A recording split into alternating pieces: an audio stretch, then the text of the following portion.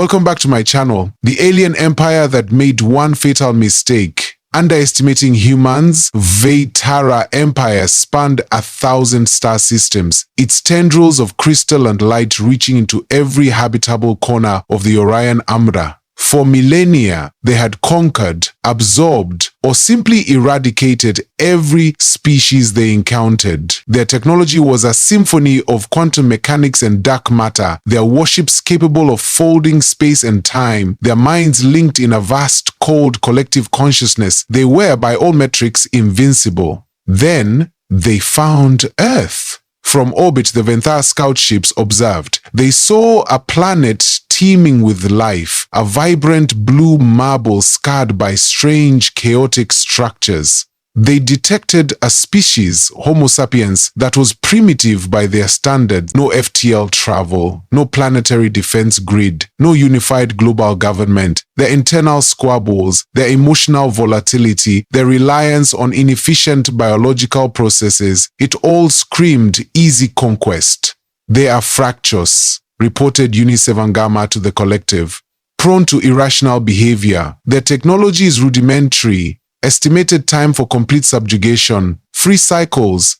The collective, in its infinite cold wisdom, agreed. 3 cycles. A blink in the Venthar's eternal march across the cosmos. The invasion began with surgical precision. Orbital bombardments disabled communication networks, crippled military installations, and vaporized major cities, all designed to minimize resistance and preserve infrastructure. Ground troops, sleek metallic automatons with energy weapons, descended in silent droves. Panic, as expected, ensued. But the Venthar had made their fatal mistake. They had underestimated the very irrationality they had so casually dismissed. Humans didn't just panic, they adapted. The initial shock gave way to a fierce, desperate ingenuity. Engineers, scientists, even hobbyists who had once squabbled over patents and funding now collaborated under the shadow of alien dread.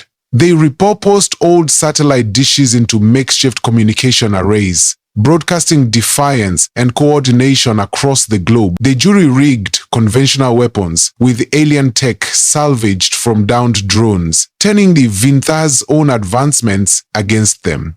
The Venthar expected a unified military force to surrender. Instead, they faced 1 million tiny rebellions. Farmers with hunting rifles ambushed supply lines. Teenagers, masters of digital networks, hacked Venthar drone swarms, turning them into chaotic, self-destructive whirlwinds. Artists painted symbols of defiance on crumbling walls, inspiring hope where there should have been despair. The Venthar were efficient, but they were not creative. Their collective mind sought logical solutions, predictable patterns. They understood strategy, but not spirit. They could calculate optimal kill zones, but not the unbreakable will of a mother defending her child, or a soldier fighting for a memory of home.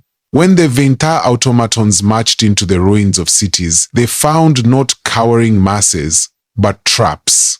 Improvised explosive devices, booby traps, and ambushes lay hidden in the rubble. They encountered not just soldiers, but civilians who had learned guerrilla tactics from ancient history books. The Venthar, who had never known fear, began to experience something akin to confusion. Their casualty rates, initially negligible, began to climb. Their automated systems, designed for predictable enemies, struggled against the sheer unpredictability of human resistance. A Venthar unit designed to process and eliminate threats found itself overwhelmed by the sheer volume of illogical, emotional, and utterly determined defiance. 3 cycles passed. Earth was not subjugated. It was a war zone, yes, but it was also a crucible. Humanity for the first time was truly united, not by government, but by a shared, burning refusal to yield. The collective, for the first time in its existence, felt something akin to frustration. Their models were failing. Their predictions were wrong. This species, with its chaotic emotions and illogical attachments, was proving to be an anomaly.